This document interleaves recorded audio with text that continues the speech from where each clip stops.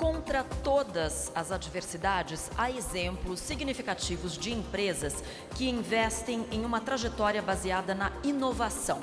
São empresas que competem em segmentos de tecnologia com padrão internacional.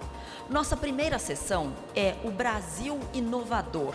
O que está acontecendo de mais relevante? E o objetivo dessa sessão é apresentar alguns desses casos que contribuem para impulsionar a nossa economia e dar sustentação a uma base produtiva e de serviços de qualidade no país. A discussão contará com os seguintes debatedores: Rafael Steinhäuser, presidente para a América Latina da Qualcomm; Graciela Pignatari, sócia fundadora e diretora executiva da Tismo Biotech; José Cláudio Cirineu Terra, diretor de inovação e gestão do conhecimento do Hospital Israelita Albert Einstein; Laércio Cosentino, fundador e presidente do Conselho de Administração da TOTUS; João Paulo Campos, presidente da Visiona Tecnologia Espacial; e Bernardo Gradin, presidente da Granbio. A mediação será de Laércio Albuquerque, presidente da Cisco do Brasil. Sejam todos muito bem-vindos, desejo um bom debate.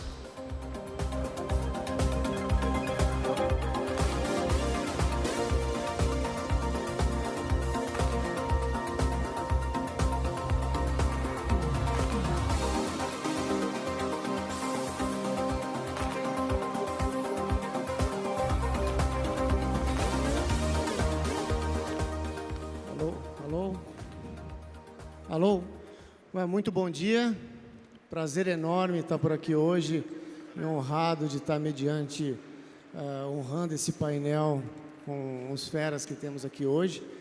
Eu acho que, honestamente falando, eu pude ler um pouquinho sobre cada um aqui, e acho que só a história e o histórico de cada um aqui já fala por si só em relação a um Brasil inovador. Deixo aqui também antecipadamente, para não esquecer, um parabéns pela organização do evento, que está de verdade espetacular. Parabéns para a CNI e para o movimento empresarial pela inovação. Só para deixar um pano de fundo de um pouco do que a gente vai conversar hoje aqui, eu acho que quando a gente fala de um Brasil inovador, um ponto principal a ter em mente é onde estamos e por que estamos, antes até de aonde queremos chegar. Tem uma pesquisa muito recente, por sinal, uma pesquisa pública feita pela Cisco e pelo Gartner, isso pode estar de acesso a qualquer um de vocês, chamado Digital Readiness, onde mostra a preparação, uma pesquisa feita globalmente, envolvendo 118 países, mostrando a preparação de cada país para o mundo digital. Não exatamente a classificação das empresas, mas o país como nação, o quanto ela está preparada para vencer os desafios do digital. Em 118 países, o Brasil foi colocado ali em 3 níveis, foi colocado no nível intermediário, numa posição de 10º lugar. Não 10º lugar mundial, em 10º lugar na América Latina. O tamanho da nossa economia sendo colocado em 10º lugar na América Latina. São 8 grandes itens, né? 2 deles que mais elevam o Brasil para estar numa posição mais acima é a parte de infraestrutura básica e até de investimento, ou seja, investimento existe sim no país. E os pontos que mais acabam puxando o país, a nota do país para baixo, onde deveria ser os pontos iniciais de investimento, de atenção, é o ecossistema de inovação, o ecossistema de startups, ou seja, uma tranquilidade jurídica maior e uma atração de investimentos para que isso pudesse ter e tanto que já tem sido feito, como a gente já viu aqui, mas olha, em relação a outros países, o quanto ainda precisa ser feito. E o ponto número 2 é educação. Aqui não necessariamente eu coloco a educação acadêmica tradicional, mas a educação digital. Não existe vencer no mundo digital se não for com a devida inclusão da sociedade para ocupar os novos empregos que vão ser gerados. Milhões de empregos vão ser eliminados, ponto. Milhões de outros empregos serão gerados. Esta é a realidade. E como vencer para incluir a sociedade na preparação dessas posições tantas que vão ser geradas. Então, isso é um pouco do pano de fundo que eu deixo aqui. Eu gostaria de... Eu vou pedir para... Vamos escutar aqui dos painelistas. Vamos colocar aqui 7 minutos para cada um de vocês, para fazer o speech inicial.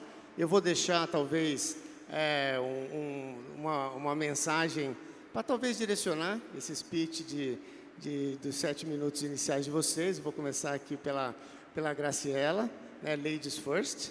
Na verdade, a Graciela é um exemplo para a gente estar aqui, um exemplo espetacular, porque não só é uma representante nota 10 do mundo acadêmico, né? O nosso país é um país repleto, sim, de qualidade, de cientistas de primeira linha, de pessoas que são formadas e têm como impulsionar o nosso país. Ela está aqui representando, também representando como uma empreendedora, alguém que está empreendendo, enfiou as caras, está fazendo um trabalho espetacular, sim, e desenvolvimento de inovação em prol do ser humano, e também uma representante aqui do universo feminino, mostrando aqui uma diversidade, tanto no mundo acadêmico como no mundo empreendedor. E até uma mensagem que eu deixo para também ajudar a fazer parte do teu speech inicial, dentro desse mundo acadêmico, a conexão dessa qualidade toda que aí existe com o mundo empresarial em relação a outros países. Estamos tão longe assim, estamos muito longe, pouco longe, tem muito a ser feito de como unir essa qualidade com a prática do mundo empresarial. Então, deixo essa mensagem, deixo você, Graciela, começando aqui o nosso painel. Obrigado por estar aqui com a gente. Olá, bom dia. Inicialmente, agradeço a oportunidade. E é um prazer estar aqui como representante de tantas esferas, né? A esfera acadêmica, que eu fiquei durante 20 anos da minha vida. Agora estou no empreendedorismo, então sou diretora de uma startup que é voltada para o autismo e representante feminina aqui desse grupo tão vasto de homens. Então, é um grande prazer estar aqui. A ciência brasileira, ela é uma ciência feita de muita qualidade, apesar do pouco investimento que, na maioria das vezes, a gente tem. Os cientistas brasileiros, eles têm uma criatividade muito grande e não acredito que estamos longe, não, do que é feito internacionalmente.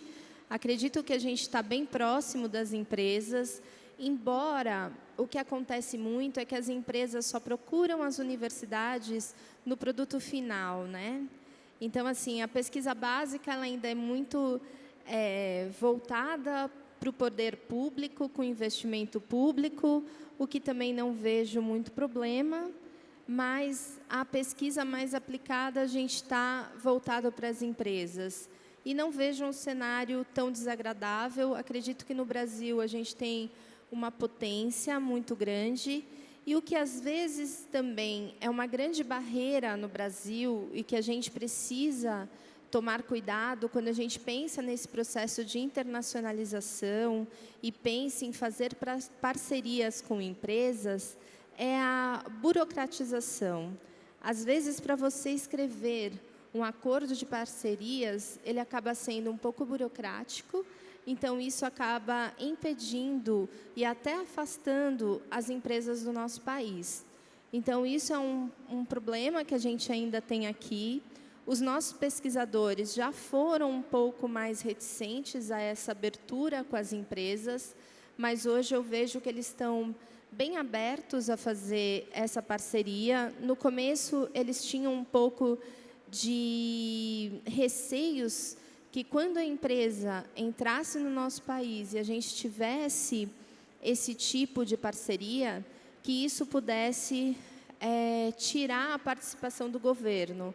Mas isso também não é uma realidade. Se a gente for ver nos outros países, a maior parte dos investimentos que é feito em pesquisa é pública, mas a parceria com empresas é bastante importante e tem sido feita, e não vejo que está muito distante da nossa realidade. E como você sente, Graciela, com um trabalho espetacular que você tem feito, representando vou dizer aqui, o universo feminino nesse mundo tanto acadêmico como empreendedor, que mensagem você tem aí para dar nesse... Olha, eu nunca fui muito de pensar nas diferenças entre homens e mulheres, quer seja na academia, quer seja no ponto de vista empresarial. A minha mensagem sempre foi: cumpra com o seu objetivo, faça ele bem feito, quer seja em qualquer lugar que você esteja. Então, independente, a academia, ela é composta de muitas mulheres, embora às vezes as esferas das diretorias ainda não estão na mão das mulheres. A gente tem poucas diretoras na academia, como também em grandes empresas, eu acredito que a gente tem um número maior de homens, mas eu não vejo isso um fator que a gente deve levar em consideração. Eu acho que quando você tem um objetivo, você tem que seguir, independente do seu sexo, você tem que ir em frente, ir atrás do seu objetivo, porque você consegue. Eu pediria uma salva de palmas para ela, um pensamento espetacular, parabéns por estar aqui. Até deixo uma curiosidade, que eu deixo até como Cisco internacional, tem o nosso CEO, o Chuck Robbins, do primeiro nível, do primeiro escalão de executivo, 60% são mulheres. E não são os cargos de back-office, são os cargos de linha de frente mais importantes ocupados também. Mas obrigado mesmo pela participação. Eu queria passar a palavra para o João Paulo Campos. Não é todo dia que a gente tem participando de um painel alguém que participou ativamente no lançamento aí do nosso satélite geoestacionário. Então, com certeza, alguém que tem inovação fazendo parte do seu DNA, e tem um bocado de história aqui para estar contando para a gente. Eu também, no seu discurso inicial, João Paulo, eu pediria que você pudesse fazer também uma análise o que eu chamaria de foco de inovação ao redor do país. Ou seja, tem inovação acontecendo em níveis pequenos, médios ou grandes, ao redor do país inteiro, por empresas ou até por entidades de governo. Como que esses focos, né, de pequenos focos de inovação que existem ao redor do país podem ser catalisadores de alavancagem do nosso país para verdadeiramente ser um Brasil inovador. Então, deixo aí uma mensagem para você. Alô? Bom, falando primeiro um pouquinho sobre a Visiona. A Visiona é uma joint venture entre a Embraer e a Telebrás. Nós temos cerca de 8 anos de vida, então é uma empresa bastante jovem, né? Nosso primeiro projeto foi o projeto do satélite geoestacionário do governo. Nós lançamos em 2017. Né? De lá para cá, a gente vem investindo em tecnologias de espaço, né? com recursos próprios, majoritariamente, né? Pensando na imensa demanda que existe no país, né? Por produtos derivados de satélite. Né? Por exemplo, hoje em dia a gente tem capacidade ou tecnologia para poder detectar desmatamento embaixo da floresta, ou seja, você consegue pegar o desmatamento antes dele efetivamente acontecer, né? Ou ainda ajudar a melhorar a produtividade de fazendas, né? Identificando dentro de um talhão quais são uma fazenda, quais são os pedaços onde você tem mais produtividade e onde a produtividade está abaixo, para poder focar a ação do agricultor e coisas do gênero. Então, o espaço por natureza, é disruptivo em termos do que ele traz para a economia, né? Mas, falando um pouco sobre os focos de inovação, né? Qual é a nossa visão hoje em dia? Nós estamos trabalhando num satélite, né, que ele vai ter como foco principal atividade de agricultura e monitoramento ambiental e também um pouco de internet das coisas, né? A nossa visão é que esse satélite ele se torne a espinha dorsal de um ecossistema de pequenas aplicações, né, que passarão a ser viabilizadas a partir dessa infraestrutura. Então, explico, né? No país hoje existe cerca de 500 startups relacionadas à tecnologia de agro, né? De você entender como melhorar a lavoura. O que nós gostaríamos de fazer é que parte dessas startups, né, pudessem ser alavancadas através das nossas plataformas de serviço. A questão das microempresas, dessas pequenas tecnologias locais, ela é fundamental para você poder usar plenamente uma infraestrutura espacial, né? A Visiona, como integradora, ela não tem como estar em todas as partes. Então, o melhor que a gente consegue fazer é criar infraestrutura para que essas empresas possam florescer, né? E esse é um fenômeno que ele é fundamental, né? Eu acho que você, Laerto, vindo da área de tecnologia, né? A gente, vindo de uma empresa maior, né? É nítido, né? O dinamismo que essas pequenas empresas, com um olhar mais local e tecnologias disruptivas, podem fazer para dinamizar os mercados, né? Eu acho que isso é um passo importante e a gente pretende ser um ator para poder viabilizar esse tipo de incorporação desse tipo de tecnologia na nossa economia.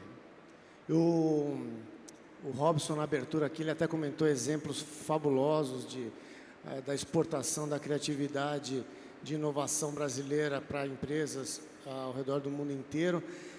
Você acha que, se eu colocar num ponto timidez no mundo, a gente está abaixo ou está acima, ou a gente está num caminho certo em estimular a inovação no país inteiro? Bom, eu acho que o país ele tem as suas dificuldades, né? É conhecido, né? Tem os seus gaps, né? Então, por exemplo, eu tive a oportunidade de estudar fora e eu via o grau de interação, né, entre os institutos de pesquisa e as empresas privadas, né?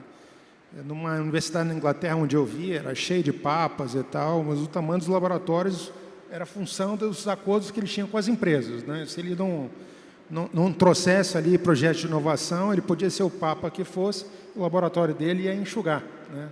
Em detrimento de um outro que tivesse mais interação com a indústria. Eu acho que há gaps assim que precisam ser comatados a partir do momento que a gente vem amadurecer, né, o nosso sistema de inovação. Mas o Brasil é uma economia muito vibrante, né, motivada sobretudo pelo seu mercado interno, né?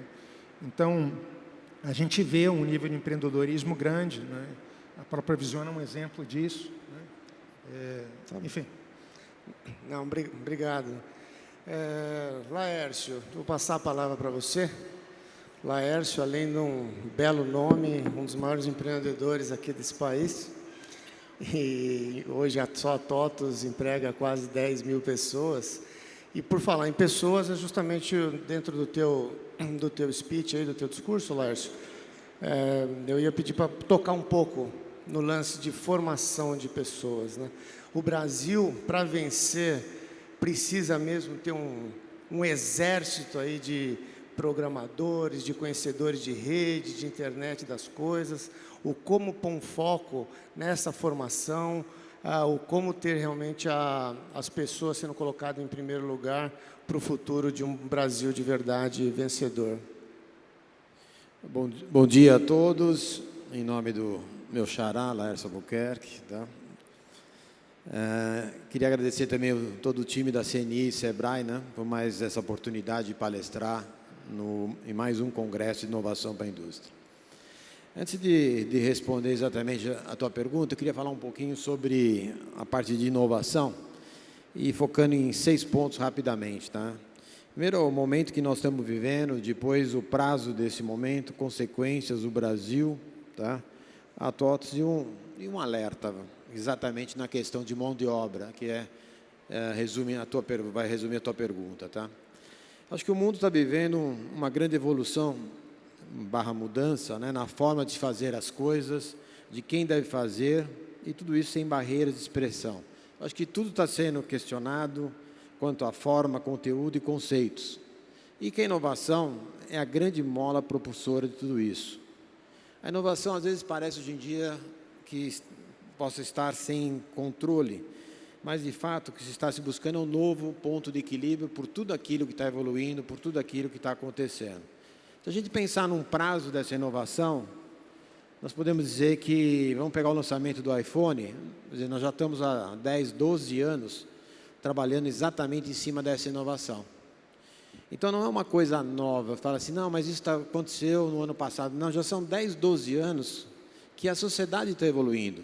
Nós saímos da voz, fomos para o som, fomos para a escrita, fomos para a imagem, fomos para os nossos negócios nos smartphones, fomos para os serviços.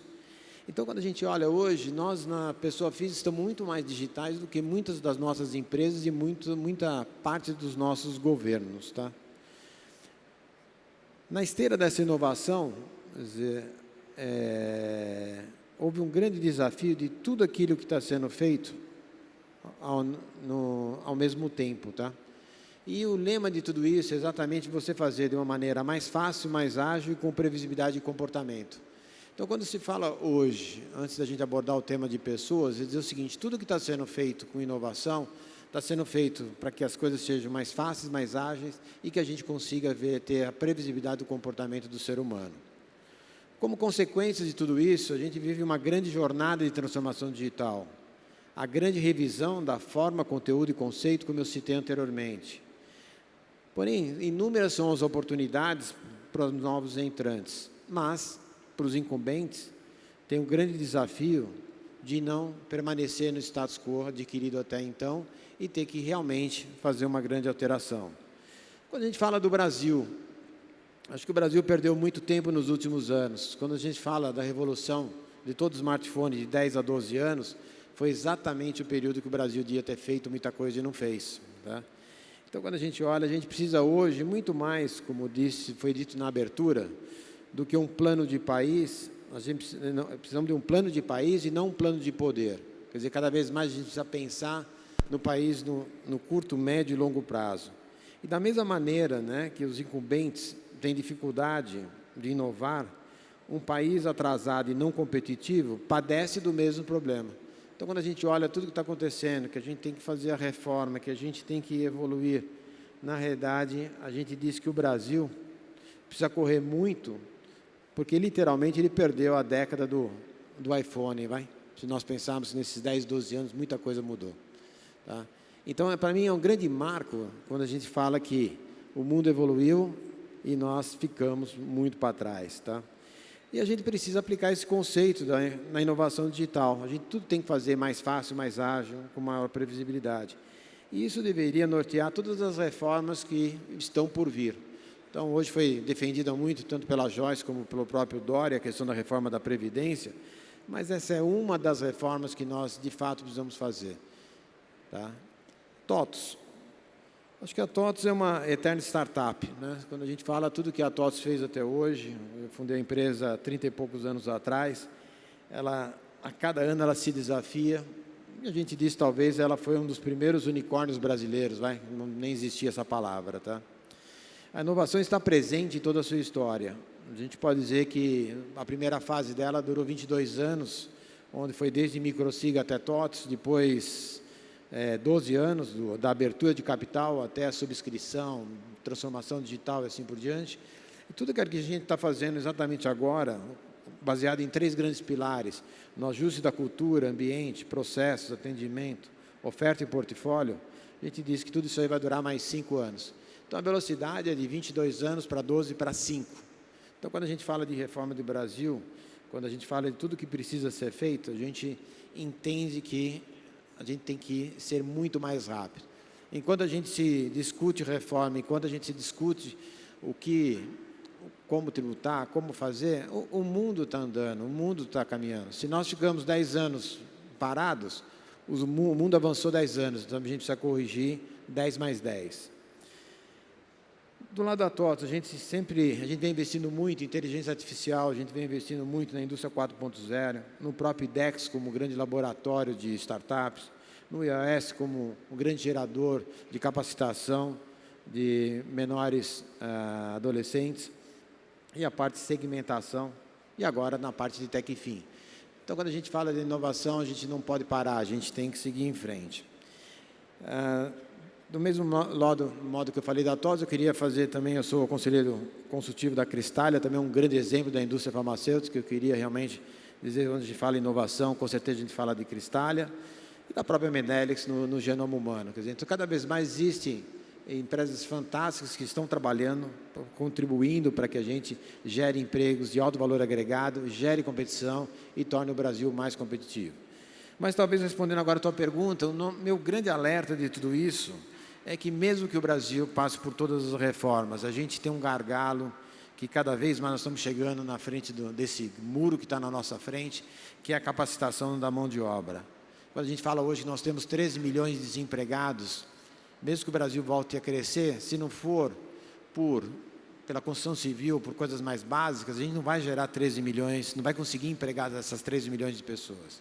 Então, eu venho defendendo muito, junto com o governo federal, junto com o Júlio Semeghini, junto com a Brascom, que é necessário a gente cada vez mais qualificar a nossa mão de obra. Quer dizer, a gente hoje necessita de um conhecimento matemático quando se fala de inovação, quando a gente fala de toda essa evolução que nós temos, tá, através de todas as nossas startups, de tudo aquilo que o mundo está avançando. Então, acho que as reformas vão acontecer, mas no D+1 nós vamos realmente ter esse grande desafio de formação de mão de obra. No setor de tecnologia da informação, as universidades formam 45 mil pessoas ano, nós já precisamos de 70 mil pessoas ano. Isso sem pensar que TI é cross com todas as indústrias. Então, se a gente não se movimentar agora, a gente de fato vai ter um grande apagão de mão de obra qualificado para conseguir fazer com que o Brasil cresça 3, 4, 5%. Não, obrigado, Laércio. Por isso que todas as empresas, em especial empresas de tecnologia, têm insistido muito neste paralelo de uma coisa é a educação tradicional, acadêmica, que sem dúvida tem muito sim que melhorar. Mas a preparação pela velocidade da tecnologia e transformação das empresas tem que ter um veio de educação digital, de preparação da sociedade, das pessoas para a educação digital, independente até de que ponto da educação acadêmica tradicional elas estão. E isso é possível. A gente só vai vencer se tiver de verdade a inclusão. E já existem hoje algumas centenas de milhares aí de vagas que estão abertas. Sim. E não tem quem empregar, com tanta gente desempregada, né, Lércio? Eu acho que nós temos de 13 milhões de desempregados, você pega o setor de TI com 120, 130 mil vagas em aberto. Você não consegue fazer match. Outro dia eu estava em Brasília conversando com o embaixador de Israel e ele estava dizendo a proporção de engenheiros em Israel versus humanos e assim por diante. É incomparável aquilo que tem lá, aquilo que tem no Brasil. Então, se a gente quer prosperar, temos que investir muito em capacitação na parte técnica. Não, obrigado, Laércio. Cláudio, eu vou pedir para você dar uma sequência também um pouco nessa linha, e trazendo um pouco para a parte empresarial. E você que tem uma história que eu acho que ela é bacana, né? Que você está no Einstein hoje, mas antes de você entrar no Einstein, tudo que você conhecia era dos teus 3 filhos que nasceram lá, né? Mas, né, como no ambiente organizacional, você ter a gestão de conhecimento e realmente a inovação fazendo parte do core do negócio, independente de qual indústria está a companhia. Deixo a palavra para o seu speech inicial aí também. Já, obrigado, Lécio. Obrigado à CNI, obrigado ao Sebrae. Espero fazer uma pequena contribuição com alguns insights relevantes dos últimos 5 anos que eu estou como diretor de inovação do Einstein. Acho que a primeira coisa que a gente nota, quando eu nunca tinha trabalhado na área da saúde, e que de fato, pegando a palestra tua aqui, Graziela, que o setor de saúde é o setor que mais publica, que mais forma cientistas no Brasil. Se você olhar de maneira geral em todos os rankings internacionais, o setor de ciências da vida é o setor que produz ciência em maior proporção no país. Eu não conhecia, mas é um setor muito surpreendente. Então, esse é um lado do otimismo, é um lado muito interessante. Agora, eu vou tentar fazer um pouco do meu papel aqui, que é como é que a gente transforma conhecimento em inovação, em empresa, em emprego, em crescimento, em solução para a saúde das pessoas. Esse eu acho que é o grande desafio é onde a gente no Einstein vem trabalhando, e eu venho, de uma certa maneira, liderando essas questões lá. Acho que a primeira coisa, assim, falar, assim, é que existe uma diferença real, verdadeira, entre o acadêmico e o inovador e o empreendedor, e não é um contínuo. Não é que você fala assim, sai da ciência e vira inovação, porque são mundos muito distintos. É quase água e vinho, na verdade, ou água e vinagre, né? O vinho é melhor. Primeiro, vamos lá, como é que é a questão do cientista? O cientista, ele não vive com o risco. Muitas pessoas escolhem a academia porque é uma vida sem risco, é uma vida tranquila. O que ele fica? Ele vai lá, está na academia, está tranquilo, e o risco não existe. Ele vive atrás do próximo grant, da próxima bolsa. Mas se não conseguir a bolsa, a vida continua. E um dia ele vai se aposentar com salário integral, que boa parte da Previdência está lidando com isso. O empreendedor não. Ele vive com o risco o tempo todo. E fazer essa transformação da pesquisa para a inovação não é trivial, porque existe uma série de características que eu vou tentar falar um pouquinho que a gente vem trabalhando. A primeira desafio nessa diferença é a visão, como é que funciona o cientista? Tipicamente, ele é um cara departamental. O que significa isso? Ele trabalha com seus pares. Ele trabalha com pessoas que falam exatamente a linguagem que ele fala. E o empreendedor? Ele tem que trabalhar com o mundo, ele tem que trabalhar com o cara de engenharia, com o cara de finanças, com o cara de ciências da vida, com o cara de financiamento. Isso é um desafio. E eu me lembro, meu primeiro mês no Einstein, que eu fui lá na Poli, de onde eu fiz meu doutorado, chamei os professores da Poli, daí chamei os cientistas do Einstein, ótimo, nós ficamos a 15 minutos de distância um do outro. Ninguém conhecia ninguém. Eu falei, tem um problema aqui. Os cientistas de ciências da vida de um lado, os engenheiros do outro. Eu falei, como é que eu vou fazer inovação se os engenheiros não conhecem os cientistas? E mais ainda, não conhece o pessoal de Venture Capital, não conhece o cara de negócio. O mundo dos negócios, na verdade, exige uma visão multidisciplinar. E, tipicamente, o nosso cientista, em particular, mais do que de outros lugares do mundo, ele tem uma visão muito verticalizada na área dele. Nessa área, ele conhece todo mundo. A outra questão, mas daí eu sou otimista, né? Parte da liderança das universidades brasileiras é anticapital. Parte das lideranças de departamentos em universidades brasileiras são anticapital, em particular na universidade pública. Mas eu sou otimista porque nos últimos 15 anos melhorou muito. Onde eu passei a maior parte da minha vida na universidade foi na década de 80 e 90, onde era realmente anticapital. Quando eu entrei na área da saúde, eu falei que ia fazer alguns projetos com a indústria farmacêutica, o pessoal fala, bom, cuidado, hein? Eles são o demo. Eu estou brincando, não estou brincando, é a verdade. Então, assim, existe essa barreira cultural e é verdadeira, a gente precisa lidar, talvez, mudando as lideranças nas universidades e departamentos. A outra questão é a questão do desconhecimento de empreendedorismo de base científica, hardcore science no Brasil. Boa parte do nosso empreendedorismo é empreendedorismo de modelo de negócio. Se vocês olharem dos últimos 10 unicórnios, que é algo fenomenal que o Brasil conseguiu, são empresas de modelo de negócio, não são empresas de base científica. Parte do meu desafio trabalhando em ciências da vida hoje é fazer o empreendedorismo também de base tecnológica. E aí o buraco é mais embaixo, porque é aí onde há a maior resistência do setor acadêmico em lidar com o empreendedorismo. Mais ainda, há um desconhecimento. Como que muda isso no mundo? O que eu vi? Alguns elementos. Primeiro, educação. Educação para o empreendedorismo é fundamental. Você vai em Stanford, você vai na Babson, você vai na UK, as pessoas, para Cornell, cientistas são treinados em ferramentas de empreendedorismo. O que significa isso? Como eu levo algo do laboratório para o mercado? Como que funciona a indústria de capital de risco? A indústria de capital de risco é absolutamente fundamental para tirar o conhecimento das universidades e levar ao mercado. Por quê? Porque é a única indústria financeira que aposta no risco. Todas as outras fontes de capital não apostam no risco. Então, assim, essa relação e o cientista conhecer como funciona a lógica da indústria de capital de risco é fundamental. É interessante, né? No Einstein, a gente fez uma revolução lá. Hoje, a gente tem parcerias internacionais e investimento em quase 40 startups do mundo todo. Somos sócios de mais de 15 startups. Isso no espaço de 3, 4 anos a gente fez isso. Mas é uma mudança que exigiu uma revolução na maneira como a gente enxergava o mundo. E também liderar um outro tipo de risco. Tem projetos maravilhosos que chegam, que saem da bancada. Toda vez que a gente apresenta um projeto lá, outro dia o presidente do Einstein e o board me perguntaram, qual a chance desse projeto dar certo? Eu falei, 10%. Ele falou, como 10%? Eu falei, porque na verdade, assim, mas você não confia no empreendedor? Confio, ele é ótimo.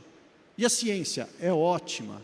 E a oportunidade de mercado? É ótima. Mas por que 10%? Porque é a fase inicial do projeto. Todo o projeto e todo mundo que trabalha com investimento em tecnologia sabe que numa fase inicial, que se fala early stage, o risco é enorme. E a indústria de venture capital aprendeu a lidar com isso daqui, mitigando o risco e investindo de maneira ampla. Então, assim, tem coisas muito boas acontecendo no Brasil. Há uma diferença brutal entre ciência, inovação e empreendedorismo, e que não é um contínuo. Existem mudanças fundamentais. Então, assim, acho que uma das coisas que a gente pode, de fato, fazer, e eu vou terminar minha apresentação aqui, inicial, é aproximar as partes. No Einstein, nós montamos uma incubadora, chama Eretz Bio. O ano passado, nós fizemos mais de 100 eventos nessa incubadora. Mas como alguém faz 100 eventos ao longo de um ano? São 100 eventos, cada evento tem em média 60, 70 pessoas, e quem participa? Cientistas, estudantes, empreendedores, venture capitalists, agentes do governo. É um ecossistema que faz com que as pessoas se encontrem. Existe muita falta de conhecimento entre esses mundos. Pouco da brincadeira que eu falo é o seguinte, o cientista fica num campus arborizado, verde, ouvindo os passarinhos. O cara do Venture Capital fica na Faria Lima. O cara de negócios fica na Paulista, na Berrini. E esses caras não se falam. Então, parte do que a gente fez lá foi criar um ecossistema e forçando a barra para que as pessoas se encontrassem, discutissem, entendessem uma visão do outro. É a partir disso daí, é uma palavra batida, mas é uma palavra verdadeira, exige muita persistência, é o ecossistema.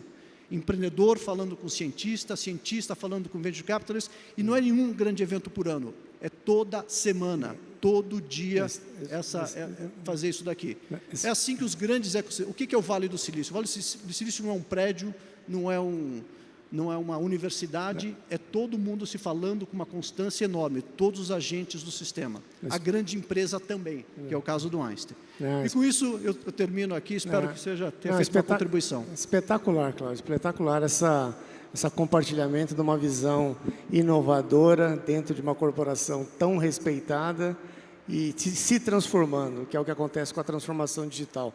Transforma tudo e a todos numa velocidade muito grande e essa visão vem mostrando isso. Bernardo Grandin, você tem uma missão importante aqui hoje com a gente, né? Primeiro, até comento aqui que eu tenho um respeito gigante pelo Grandin, que quando eu recém comecei na Cisco, participando aqui das reuniões iniciais da CNI, meio perdido, ele foi um dos primeiros que me acolheu, conversando, batendo um papo, me fez sentir super bem ali, te agradeço muito por isso. Eu falo da função importante que você tem aqui, primeiro foi dito aqui no speech inicial, eu sei que não é só agro, né, mas o agro é pop, o agro faz parte, ganhou uma classe especial dentro do Plano Nacional de IoT, mas você é um líder de verdade inovador, né, com a geração incrível de patentes sendo usadas nacional e internacionalmente também, e como manter essa cultura de verdade, de inovação e para frente Brasil com tudo, enfrentando o desafio e fazendo com que a inovação seja a prioridade, parte da cultura mesmo, que isso faça parte aí das suas palavras iniciais. Grandinho, passo a palavra para você. Obrigado, Laércio. Obrigado a CNI e Sebrae pelo convite e a atenção de todos. Cultura organizacional, no que se refere à aptidão para a inovação, é um tema muito mais longo do que o tempo permite responder. E talvez, pensando o Brasil e no contexto do Congresso, nós poderíamos ver o desafio de cultura organizacional brasileira para a inovação sobre 3 aspectos. legado, circunstância e processo decisório da liderança. Talvez sejam os 3 principais componentes que definam como a empresa se insere em inovação. Legado diz respeito ao que ela herda. Então, empresas grandes, sobretudo as industriais, trazem uma resistência natural ao que já foi construído, que tem que proteger. Então, construir uma cultura organizacional de inovação, um componente forte de inovação numa indústria grande e não recente, é muito mais desafiador. Tem-se que quebrar tabus, tem-se que quebrar forma de como algumas hierarquias são construídas e como o conhecimento pode aflorar de forma mais produtiva. É diferente de uma startup, que por não ter que defender ou proteger o legado, tanto individual como corporativo, é quase um freelancer, um free rider que pode desenhar processos novos e inserir-se em cadeias produtivas muito menos complexas. Então, nesse aspecto, é muito mais do que olhar orçamento, é muito mais do que buscar como se departamentalizar a inovação, é como se quebrar resistências. Do aspecto de circunstâncias, como a cultura organizacional pode ser promovida em favor da inovação, depende de onde a empresa está inserida. Depende de onde ela está na cadeia produtiva e se ela consegue influenciar a cadeia produtiva. Depende se o negócio é ameaçado por China e outros países ou se a ameaça é só local. Mas, ainda assim, como inovação tem que ser um tempero natural para todos os pratos, a circunstância define como a empresa reage mais rápido, como a empresa se integra com outras empresas na cadeia produtiva e como ela vê cooperação. Acho que o componente circunstância é muito mais como se coopera do que como reage. E, finalmente, o principal fator que define a cultura organizacional, pelo menos no nosso caso, essa experiência, é como a liderança define o processo decisório. E o processo decisório é muito mais do que só analisar risco e decidir onde investir primeiro e o que implementar primeiro. O processo decisório é como se aceita ideias novas, cria-se ideias novas em que ambiente, como isso é sistematizado, porque nem sempre quem cria a ideia é quem sabe implementá-la, e como no processo completo a liderança tem não só paciência, mas, sobretudo, resiliência às mudanças, resiliência a criar algo novo. E é claro que existem várias formas de olhar a inovação. Tem inovação incremental, tem inovação adaptativa e tem a inovação pioneira disruptiva, que talvez seja a mais difícil. Mas, para qualquer uma dessas formas de inovar, o processo decisório é o mais importante. Então, talvez o ponto mais relevante de responder essa pergunta é escolher uma liderança que tenha não só a visão de que inovar é preciso e é perecível, porque toda inovação já começa a envelhecer no dia seguinte, mas como criar um ambiente de organização empresarial em que a resiliência seja um pano de fundo, a criação da ideia seja estimulada com análise de risco própria, sistematizada, mas, sobretudo, como se torne uma cultura. Não, excelente, Grandinho. Enquanto algumas empresas ou corporações cheiram e respiram e vivem a inovação como parte do seu core, do seu negócio, ainda tem um percentual enorme de corporações que nem sequer orçamento tem para pensar ou fazer algo em relação à inovação. Você acha que isso está caminhando e crescendo aos poucos, algo que pudesse ser feito para ter cada vez mais empresas com esse senso de que inovar não é preciso, inovar é vital? Olha, acho que pensando o Brasil e o momento que nós vivemos, acho que é menos importante olhar como orçamento, talvez seja até uma armadilha olhar a inovação como orçamento. E acho que muitas das indústrias e muitas das cadeias produtivas brasileiras estão na defensiva, pela incerteza do mercado doméstico ou de onde vem a competição, de onde vem a concorrência. Então, eu acredito que, óbvio, que o empreendedorismo brasileiro é pujante e nós temos chance de nos recuperarmos e nos reposicionarmos, mas o mais importante é como é que nós deixamos de nos defender e passamos para uma agenda mais cooperativa e mais no ataque de inovar. Excelente, obrigado. Rafael, vou passar a palavra aqui para você.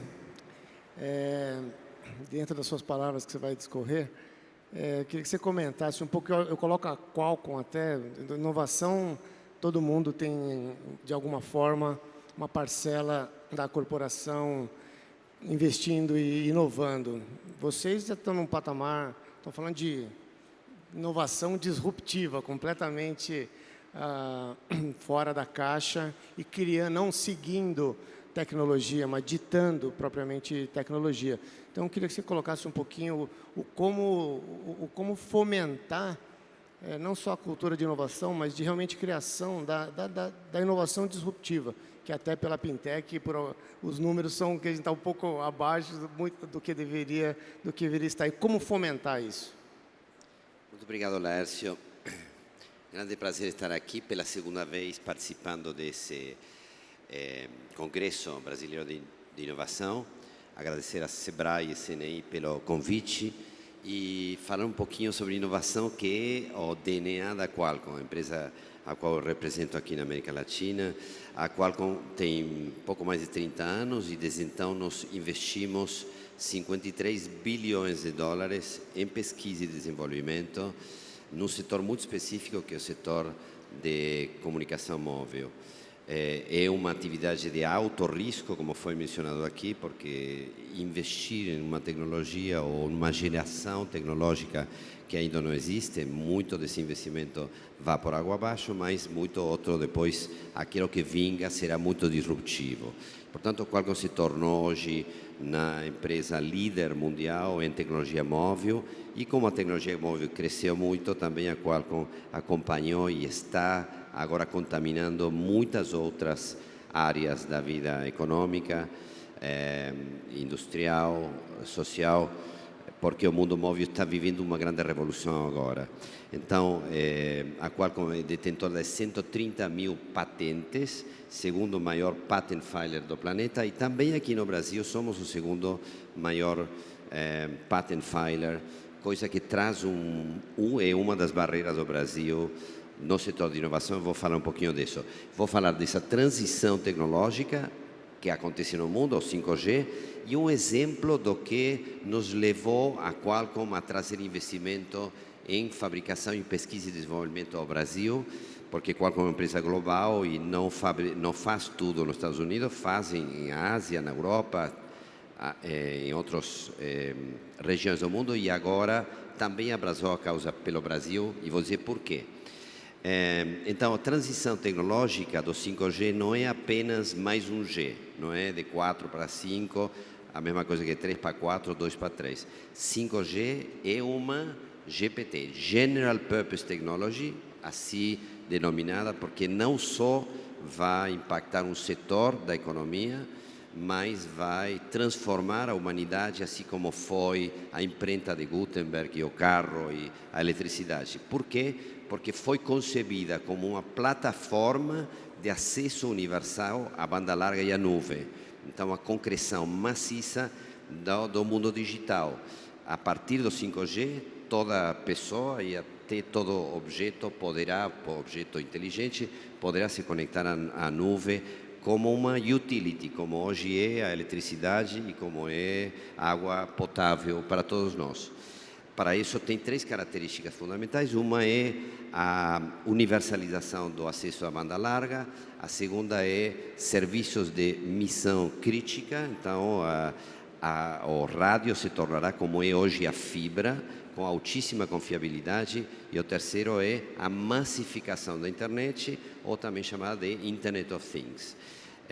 Isto será profundamente transformacional em muitas áreas da vida social e econômica, desde a indústria 4.0, muito disso depende também de se libertar dos cabos, de flexibilizar o parque industrial, de dar acesso com segurança às máquinas para facilitar a descentralização industrial que acontecerá no futuro próximo, onde poderemos fabricar qualquer objeto de um certo tipo em qualquer planta do mundo, mas também afetará a computação, ou a universalização da computação, porque de pronto não precisarei mais ter um computador com muita capacidade para cada posto de trabalho, porque a velocidade de acesso à nuvem e a altíssima banda que eu terei para a nuvem me permitirá colocar na nuvem todos os softwares e super apps para que o lugar de acesso a qualquer tarefa, por mais específica que seja bem econômico. E afetará a saúde, com certeza, afetará a distribuição de energia e criação, afetará as indústrias, o mundo automotivo com os carros autônomos, etc. Acredito que para que essa transição não fique, para que o Brasil não fique atrasado nessa transição tão importante, temos que fazer muitas coisas e muito rápido, que ainda algumas estão sendo feitas e outras não tanto. Primeiro, claro, espectro radioelétrico. Precisa-se de alocar e licitar uma boa quantidade de espectro radioelétrico. Muitos países já fizeram, muitos países já lançaram comercialmente o 5G e o Brasil tem ainda que dar esse passo. Temos que também adequar a regulação, foi mencionado pelo Júlio Semeghini, a taxação de todo dispositivo de IoT, por uma taxa que se chama FISTEL, Fundo de Inspeção de Dispositivo, que foi feito na época dos celulares, mas que não se aplica mais no IoT. Temos que ter uma regulação específica para algo novo no mundo celular, que são as redes privadas de 5G. Até agora as redes celulares eram públicas e agora teremos redes públicas e privadas para facilitar a disseminação do 5G na indústria e no mundo enterprise. Temos que também, acho, criar fundos não reembolsáveis para estimular o ecossistema. Falou-se muito aqui dos startups, dos ventures, e temos pouco acesso ainda do mundo privado para VCs. Então, acho que também o mundo privado e público tem que se esforçar isso. E temos que criar algo que está sendo prometido há tempo, que é a Política Nacional de IoT, e que será, espero, lançada em breve.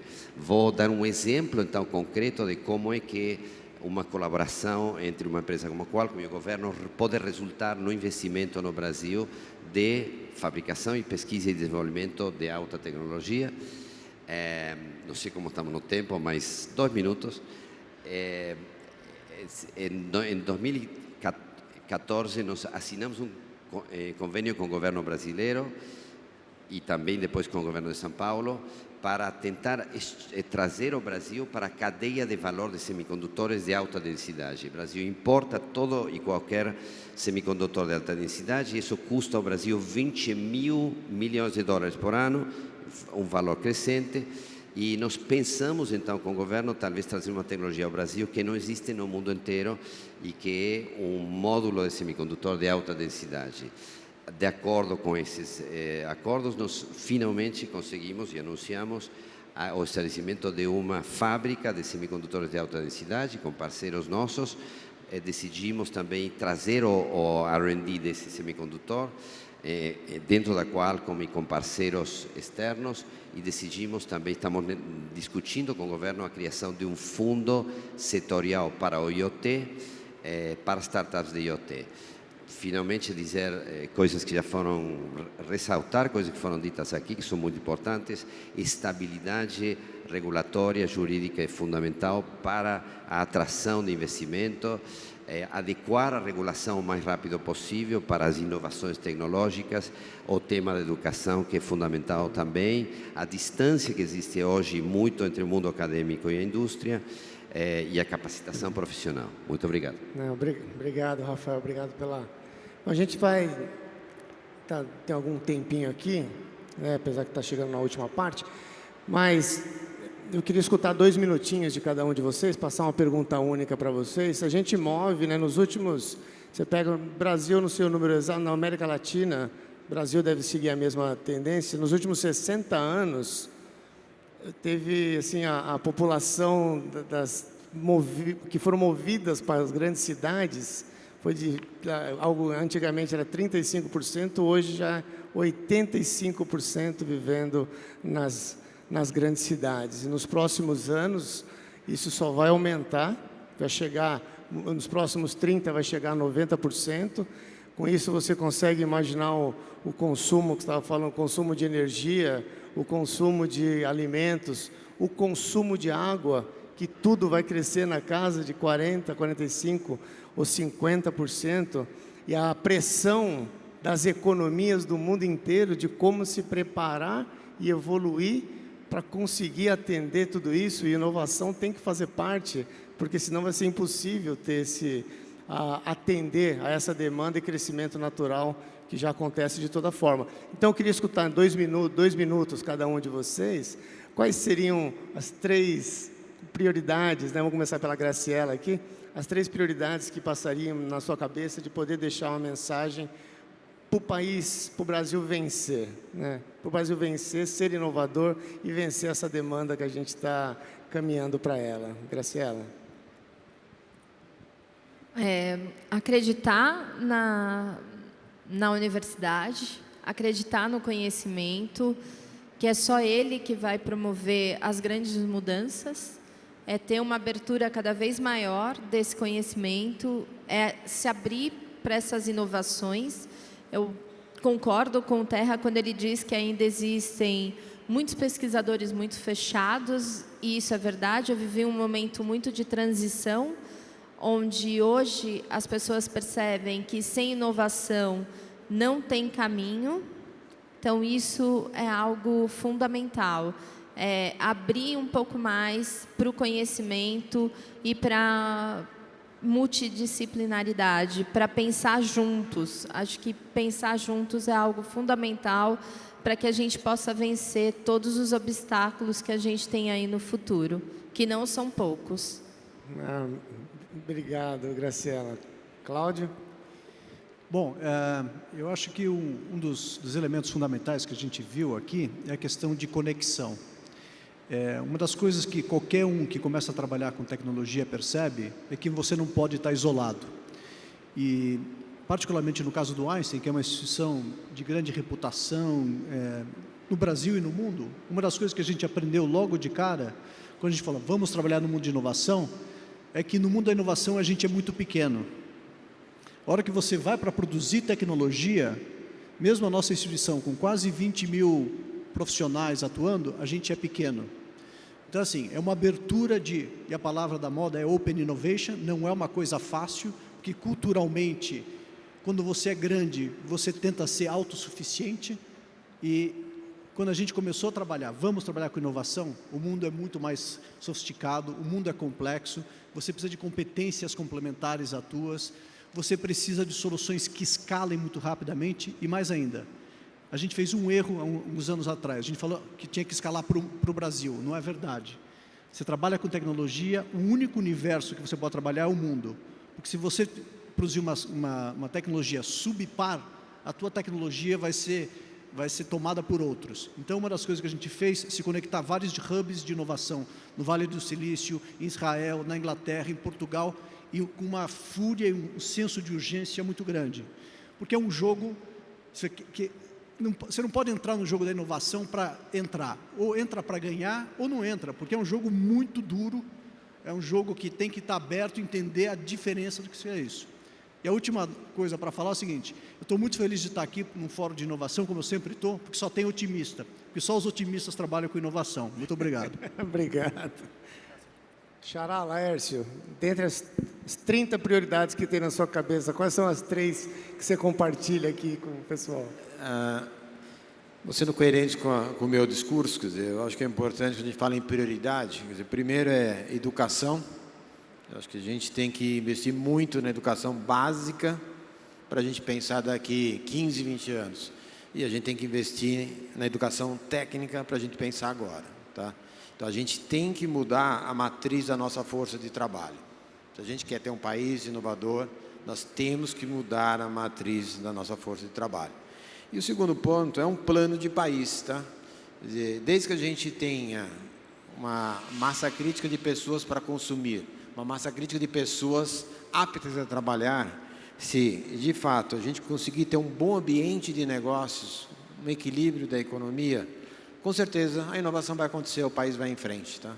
Então, a minha contribuição seria educação básica e técnica, com a mudança da matriz da nossa força de trabalho. E, por outro lado, um plano de país que contemple o equilíbrio econômico, um ambiente de negócio que se privilegie a inovação e governos que cada vez mais utilizem a inovação para que custem menos e sobre muito mais dinheiro para que a gente invista em conexão, infraestrutura, saúde, segurança, naquilo que importa.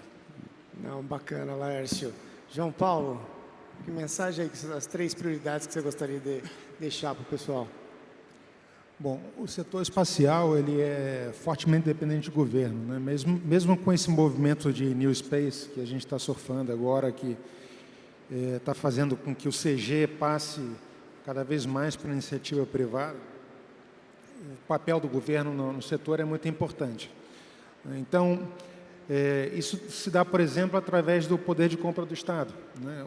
No exterior, a grande parte dos grandes problemas tecnológicos eles são resolvidos através de encomenda da área de defesa das agências espaciais, das indústrias, e a inovação acontece de uma forma meio que puxada, né? O problema é conhecido, elas encomendam as indústrias, e as indústrias trabalham com institutos de pesquisa para fazer a coisa desdobrar. Uma vez que aquele problema tecnológico está resolvido, a indústria, então, ela segue explorando aquelas inovações no mercado comercial mundial até, né? Sem esse apoio, sem esse alinhamento, é muito difícil você competir em termos mundiais, né? Outra questão é em relação ao ambiente de negócios, né?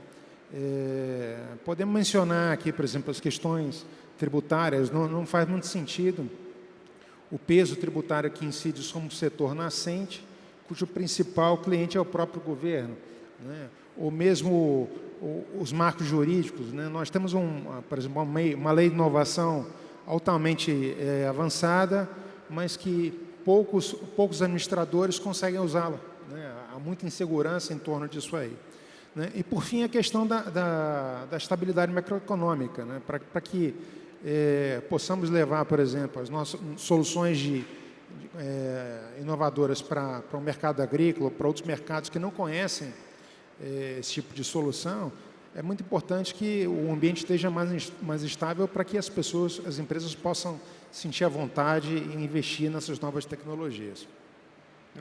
Bacana, João. Obrigado. Grandinho, o que você diz para a gente aí? Vou tentar não repetir tantas prioridades já. Eu falei, intersecção ia ter de qualquer jeito, né? Não tem... Acho que a primeira prioridade é fazer o dever de casa da reforma fiscal. Acho que nós, como brasileiros, temos que nos unir, como já foi dito aqui, e garantir que nós sejamos um país viável no orçamento. Primeiro ponto. Segundo ponto, eu acho que estimular o empreendedorismo, sobretudo o empreendedorismo que agrega as cadeias produtivas com inovação disruptiva. E nós temos uma base científica brasileira excepcional.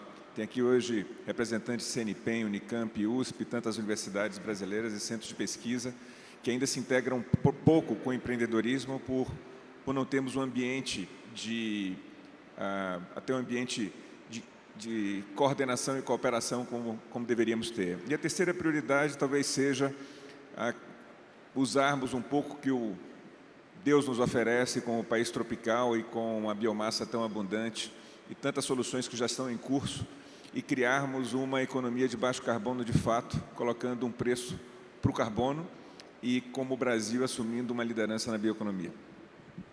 Não, bacana, Grandinho. Rafael. Então, Brasil compete com todas as outras nações do mundo e, nesse sentido, temos que promover e ter uma boa estrutura de segurança jurídica e regulatória. Senão, não há investimento. Ninguém vai investir numa coisa que não sabe se amanhã vai estar da mesma forma ou não. Eu quero ressaltar um aspecto aqui muito negativo do Brasil até hoje, que é o sistema de registro de patentes de propriedade intelectual. Hoje, em média, no nosso setor, é de 15 anos. Se pensamos que um telefone celular digamos, uma linha celular, a vida útil é de 1 ano, e uma geração, como a 5ª geração que se implanta agora, é de 10 anos, se eu tenho que esperar 15 anos para ter a obtenção da patente de algo que eu pedi há 15 anos atrás, é irrisório, não serve para nada. Então, esse é um exemplo de algo que temos que corrigir. Segundo, agilidade regulatória. Nós somos muito lentos em nos adequar às novas circunstâncias. Aí, mais um exemplo, alocação e licenças de espectro radioelétrico é fundamental, é o oxigênio do mundo celular. Agora no 5G mais ainda. Então temos que ser mais ágeis. Terceiro, estímulo à adoção de novas tecnologias. Novas tecnologias são, com a inércia que nós temos, adoptar não é tão fácil. E aí 2 aspectos. Um é o mundo startup, já foi dito aqui, precisamos estimular isso. Países como Israel têm um programa magnífico de governo há muitos anos, e, enfim, Coreia, e Estados Unidos, Europa também. E o segundo aspecto nesse sentido é políticas públicas que visem estimular a adoção de certas tecnologias. Por exemplo, o IoT.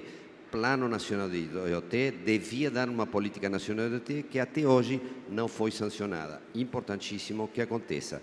E por último, simpatizo com o Laércio aqui, com os 2 Laércios aqui. Educação é fundamental, educação básica, mas também capacitação profissional, porque sem material humano não tem inovação que vingue num país como o Brasil. Obrigado. Espetacular, Rafael. Bom, a gente chega no momento final do nosso painel. Tenho aqui 5 minutos, então vou pedir para ter uma palavra final de cada um de vocês. Uma palavra mesmo de otimismo, uma mensagem bacana que a gente possa acreditar, né? Não só porque quem é de inovação é otimista, que nem o Cláudio falou, mas nós somos brasileiros e somos sim otimistas. Eu, particularmente, Laércio Albuquerque, sou um apaixonado pelo meu país, né? Eu nasci numa cidadezinha no sul do Mato Grosso do Sul, chamado Batayporã, lá, nasci nas mãos de uma parteira, lá numa casinha de madeira, e estou aqui hoje falando num painel com um grupo de pessoas mais feras do nosso país. Não porque eu sou bom, mas porque eu tive oportunidade. Então eu sou um otimista sim, um otimista que a gente consiga, através da tecnologia, conectar as oportunidades aos talentos que estão espalhados ao redor dos cantões do nosso país e que estão orando todo dia para ter uma oportunidade, que a tecnologia possa levar emprego, que a tecnologia possa levar educação e que a gente possa de verdade transformar o nosso país e sendo a tecnologia um meio, mas o ponto focal final sempre as pessoas. Com isso eu deixo aqui cada um de vocês para falar 1 minuto de uma mensagem que gostaria de deixar. Começo com o Cláudio aqui então, que aí eu faço assim e deixo a Graciela dar a palavra final para todo mundo. Bom, eu acho que o Brasil, assim, e esse evento aqui é fantástico, né? A gente deveria realmente ter o Dia do Empreendedor, né? O Dia do Empreendedor deveria ter marcha na Paulista, né? De que você celebrar as pessoas que fazem enorme diferença. A gente tem marcha de todos os... eu não vou nem citar assim, mas todo dia tem dia de alguma coisa aqui. Acho que as pessoas que realmente fazem diferença no país, essas sim deveriam fazer uma marcha enorme, o Dia do Empreendedor, lotar Paulista, lotar a Faria Lima, lotar Copacabana, lotar Porto Alegre, porque essas pessoas realmente elas assumem risco, elas transformam a tecnologia, elas geram emprego, elas pagam imposto, elas educam as pessoas, são pessoas fundamentais para o país. Eu acho que a questão da cultura, a questão do role model, as pessoas que a gente visualiza, a gente pode ser um dia como elas. Eu queria que os nossos alunos, os nossos professores, os nossos estudantes, cientistas, visualizassem isso como heróis nacionais, porque eles, de fato, fazem uma enorme diferença para o país. Logicamente, o empresário que faz certo, do jeito certo e com a missão certa. Obrigado. Laércio. Vamos todos na passeata do Cláudio. Né? Depois nós passamos para a rede social. Não, acho que é importante a gente ter foco naquilo que a gente entende que é importante, a gente privilegiar e se posicionar nesse momento que o nosso país está passando. Tá? Se a gente não se posicionar, se a gente, aquele que, como o Cláudio falou, aqueles que fazem, aqueles que inovam, aqueles que de fato estão carregando o país, se a gente não se fizer presente, os outros vão decidir por nós. Então, acho que é hora da gente não ter mais tempo, estamos super atrasados. Vamos ter foco, vamos ter consciência e vamos agir. Obrigado, Laércio. João Paulo? Tendo passado boa parte da minha carreira na Embraer e agora na Visiona, né, eu aprendi a confiar na capacidade do brasileiro de inovar e fazer coisas boas em nível competitivo mundial até, né? Então, a minha mensagem é confiar nos nossos talentos, né? As coisas aqui são sempre um pouquinho mais difíceis, mas eu acho que o brasileiro tem uma capacidade enorme de inovar e criatividade. A gente tem que explorar. Né? Obrigado, João Paulo. Grandinho. Olha, como empresário, eu sou otimista naturalmente e acredito no Brasil. Tudo que eu vejo de inovação acontecendo e por acontecer leva o Brasil a ter um papel de liderança global muito cedo. Então, acho que é hora de acreditar e exercer a cidadania, como nós já estamos fazendo aqui, promovendo a inovação. Obrigado, Bernardo. Rafael? Eu sou um otimista nato também. Ótimo, a palavra vem de buscar o que é bom e o que é ótimo. E acredito muito que o Brasil tem potencial enorme para a inovação também. O exemplo melhor que eu posso dar é da minha própria empresa. Convencimos a Qualcomm a trazer o desenvolvimento e a fabricação da tecnologia SIP. Esse é o primeiro telefone SIP do mundo comercial que foi fabricado no Brasil. Será a próxima geração do SIP desenhado e fabricado no Brasil. Acredito que venha a ser, talvez, uma tecnologia que se difunda no mundo inteiro e que o Brasil possa vir ser ao polo central de desenvolvimento dessa tecnologia. É possível, apesar dos desafios, com mais ajustes que venham por aí. Acredito que poderemos entrar num ciclo virtuoso de inovação no Brasil. Obrigado, Rafael. E Graciela, ladies first, ladies last. Deixo os segundos finais para você. Eu sou uma otimista total, né? Uma pessoa que fica na academia e depois vai empreender tem que ter muito otimismo. Ainda mais sem nenhuma formação, porque eu, como exemplo, vim para o empreendedorismo saindo da academia sem ter feito nenhum tipo de curso ou qualquer tipo de formação para isso. O que eu gostaria de dizer para nós brasileiros nos valorizarmos, porque o que nós fazemos é algo bastante audacioso. Então, assim, sempre a gente está acreditando, tendo uma criatividade fenomenal, às vezes empreendendo com pouco recurso, fazendo ciência com pouco recurso. Então, acredito que o que a gente tem é que nos valorizarmos. Isso é algo que a gente precisa, porque essa valorização vai dar o que a gente precisa, que é acreditar no nosso potencial. Estamos atrasados? Estamos sim, mas temos plena capacidade de correr atrás do que a gente precisa. Obrigado, Graciela, que juntos a gente consiga construir um Brasil inovador e vencedor para o presente e para o futuro das gerações. Obrigado a todos, obrigado aos painelistas aqui hoje.